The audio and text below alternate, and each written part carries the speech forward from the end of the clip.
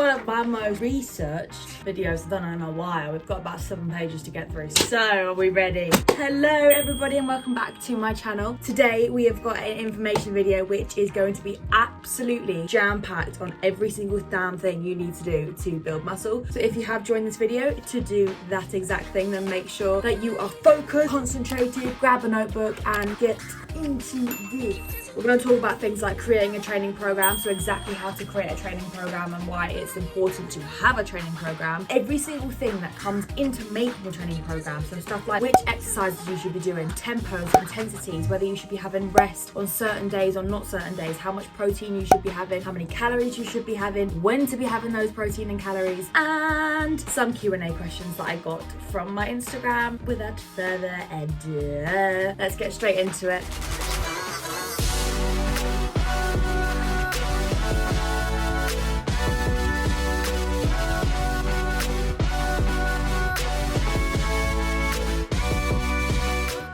Before we start this video, I need you to understand this when I tell you this now, that building muscle takes time, okay? So don't come into this video expecting that I'm going to tell you something that's going to make you get a gigantic bottom next week, all right? So that's sort of the difference in what we're going to do here. And the people that are going to take this seriously and end up making a program from this are the people that will understand that it does take time and it takes consistency. And that is the mental challenge, my friend, not all the stuff I'm about to say, all right? So good luck.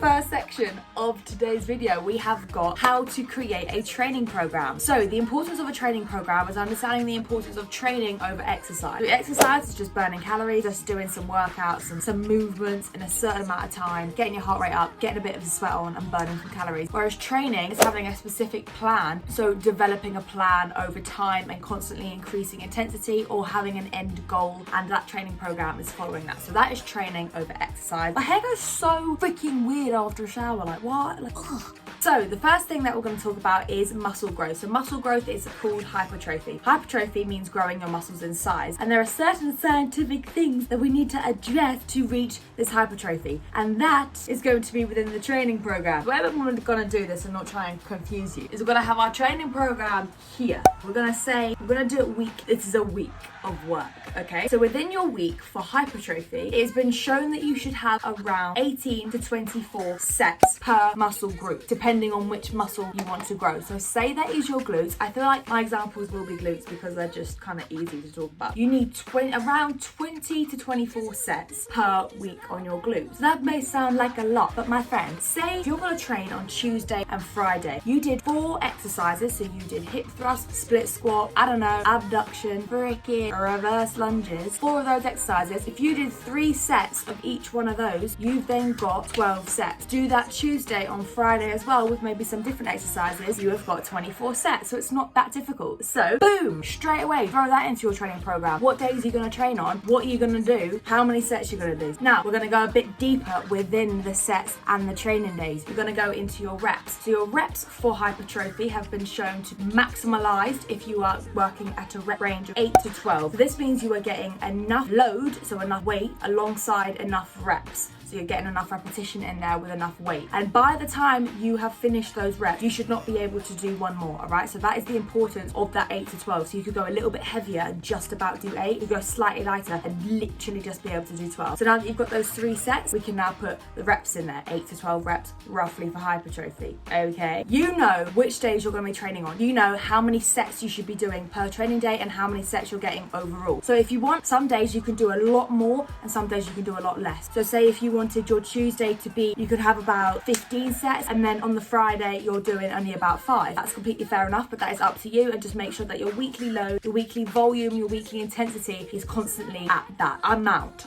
roughly, all right? So that's your little summary there. So now we're gonna go on to what exactly are those exercises gonna be. So as I've spoken about this before, muscular hypertrophy comes from 3 things within the exercises that you're doing. And that is in a little triangle. And what you're gonna look at here is mechanical tension, muscular damage, and metabolic stress. They may sound like some crazy words, but I'll put some examples with them. So you wanna make sure that within your training sessions, each time that you train, you're gonna get a varied amount of these 3 things. So every time you go to the gym, every time you finish a session, did I get some muscular damage in there? Did I get some mechanical tension in there? And did I get some metabolic stress? Did I? So let's explain explain what each one is. So we've got the first one, and the big one is mechanical tension. So this is the heavy lifts, and this is where a lot of people really get a bit about that. You need to lift heavy if you want to gain muscle, all right? Don't be afraid of lifting heavy. Find that within you. I want to talk about progressive overload in a little bit, but remember that word, and that word means simply increasing your intensity over time. So you need to make sure weight is a really good one to keep increasing without having to change the exercise. So that's number one. Then we've got number two, which is muscular damage. So this is getting that damage, that bit of a tear in those muscles, and that has come from having a full range of motion on your exercises. So your full range of motion is, for example, if I were to do a squat, I'm going to do a squat. You can see some people going like this. So literally, my legs aren't even anywhere, like I'm not literally getting nowhere. Full range of motion is getting that full range of motion, especially when you're doing something like hip thrust. I see girls and even boys as well doing hip thrusts, and they just don't get enough range of motion at all. But the worst part is they're constantly increasing their weight whilst not having that range of motion. So before you ever even think about increasing your weight, make sure that your form is on point and you are getting that full range of motion, because your intensity will increase just by increasing that range of motion and making sure that you're getting it, and then you increase the weight. So that's number two, make sure you're doing all that. And then we've got metabolic stress, which is just the power out of failures, drop sets, supersets, of decreasing the weight just slightly, doing mid to high reps, and just absolutely getting that burn in your muscle. So those three things, throw those into your training program. You should now have a pretty damn decent training program. Hey. And what you're gonna do now, keep these same exercises for the next 6 to 8 weeks. You're not gonna change this around. You're gonna be consistent on the Tuesday and the Friday that you're gonna do these. So I'm talking about one muscle here. So if you want to do 5 days a week, then fair enough, but there'll be different muscles. I'm talking about this one muscle in particular. But you may be thinking, yeah, but how will I increase my intensity if I'm not constantly changing it up? Because that's where you're increasing the intensity. You're not increasing the exercises or whatever. You are increasing the weight. You could be decreasing the rest time. You could slow down your tempos. You could add things like supersets in there. You could add a little pulse within each thing you do. Does that make sense? So that is basically the training aspect. I didn't want to overcomplicate that, but what I'm going to summarize here is that you've understood that you need to have how many sets you need to have within your week. You've now understood how you can divide that within each day. So if you want to do 2 or 3 days, you know how to divide that. You then now know which exercises you should specifically do to get that muscular hypertrophy, and you know how many reps to do and how you should be feeling after doing these things. All right, a couple final points when it comes onto the training parts. I want to emphasize the point that you use compound exercises over isolation exercises. So compound exercises means using more than one joint within that exercise. So for example, again, we're going to go more leg focused here, but for example, we're going to go for deadlifts, squats, split squats, lunges, hip thrusts, because you're using both your knees, your hips, some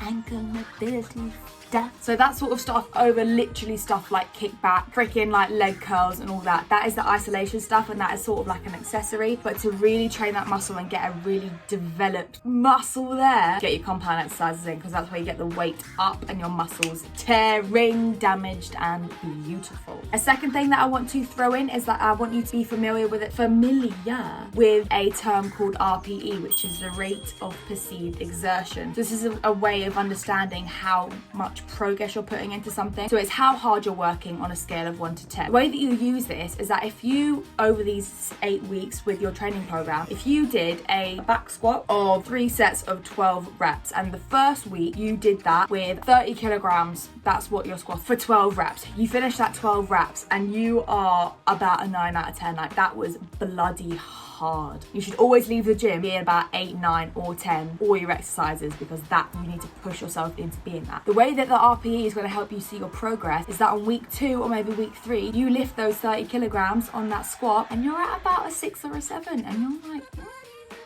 decent. I could maybe put about 5 kilos more on. Do you see where I'm going with that? So I want you to get familiar with that. And the third thing was, again, the form. Please, before you ever start doing anything to increase your intensity, if you ever feel like you need to add more weight, or that you need to start slowing down your tempos, you need to start increasing the reps you're doing, is your form correct? Ask a personal trainer nearby. Double check on YouTube if you're looking the same. Film yourself and watch yourself if you are actually doing the correct form and if you're getting a full range of motion. And then once you know that you're perfectly doing that, then start to increase the intensity.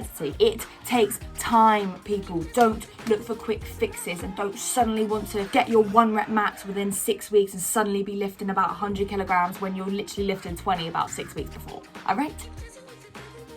So now we're on to the nutrition section, which is literally so important, Right, so nutrition is really important. We're going to start off with the big bang boobums, which is protein. So protein is the building blocks of getting your muscles to grow. Boom, growing muscle. So you need to be making sure that you're having around 1.6 to 2 grams per kilogram of body weight, okay? So 1.6 grams has been shown to be optimal, and you really need to try and not get a bit lower than that. So once you have worked out what that number is, optimal way of consuming this protein is by splitting that number into 5 meals over the day, okay? So the reason I'm saying that is because a lot of people can maybe not have that much protein throughout the day, and then at dinner they can have about 70 grams, and all that protein is not going to be digested. Your body roughly digests around 30 to 40 grams, like maximal, like that is really maximal. I'm going to say about 20 to 40 grams. That digested goes to your muscles and no more does. There's no point in having that extra 30 grams in the evening meal. So try and spread at least having 20 grams over 5 meals throughout the day. Your breakfast in the morning, then a protein shake for your snack, or like a bit of chicken for your snack. Then you have lunch, then you can have a protein shake, some Greek yogurt, you can have something like that, and then dinner. So does that make sense? So that's protein sorted, and then we're going to talk about calories here. Right, this is where, again, the taking time is really going to come into this, because people need to understand what their body needs, and the way that you're going to need to understand this is you're going to need to understand your maintenance calories. So you can work this out if you want online, a Harris Benedict calculator. So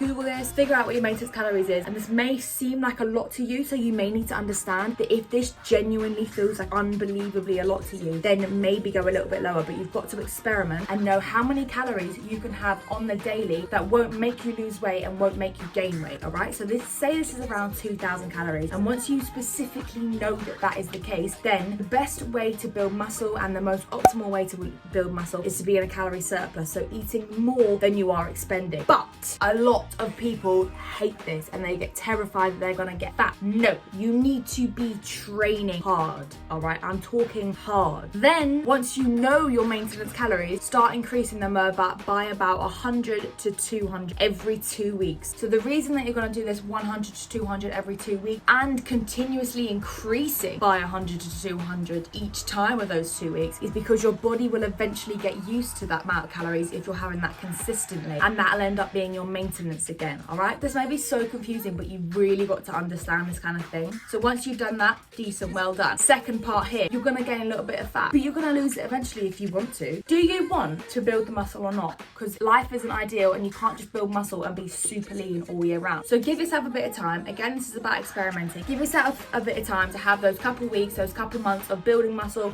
putting on a tiny bit of fat, and then you're able to lose it again. Once you've gained it, it's a lot easier to maintain once losing it.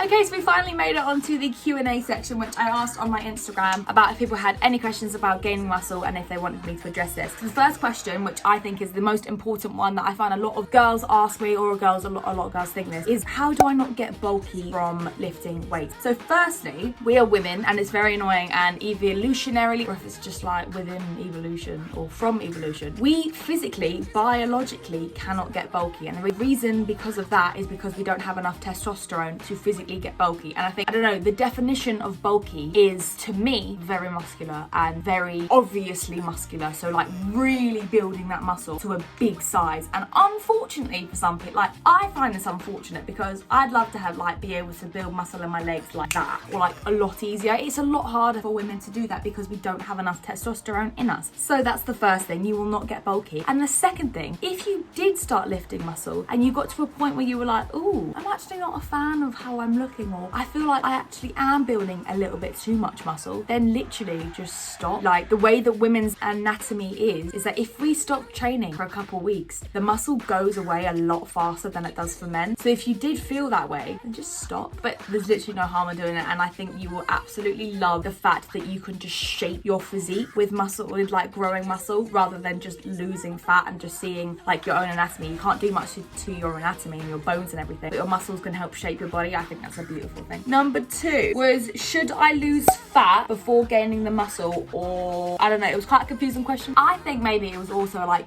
can I lose fat whilst gaining muscle as well? So I would always say no to losing fat first, because resistance training in itself really helps you to lose fat. It really does help. You're expending a lot of energy, and that's where you've got to make sure that you're having enough calories to put on that muscle. But if you are looking into losing fat whilst gaining muscle, that is possible. Don't don't listen to people that say that is not possible. The reason people say that is because it is not optimal to build muscle, all right? So if you are trying to lose fat and if you're in a calorie deficit and you're trying to build muscle, it's going to be harder, all right? But you need to be making sure that you are getting enough protein in. So if you're in that calorie deficit, you have got to be having, I'm gonna say now, 2 grams per kilogram body weight. Like, really try and get that protein up, get that training nice and strong, and you can lose fat whilst building muscle. And yeah. Number 3 was asking if there are any foods that are incomplete in terms of protein. My dissertation at the moment is looking into the difference of animal and plant protein, and it is showing that some plant protein can be incomplete. In terms of incomplete means not having all the amino acids needed to build muscle, and that animal protein does have a slight superiority against plant protein. So like milk protein has been seen to increase muscle protein synthesis more than soy protein. So it's something to take into consideration. I wouldn't overthink it, but think about it. Number 4 was, how do I prevent gaining fat being in the 300 calorie, being above 300 calories of my maintenance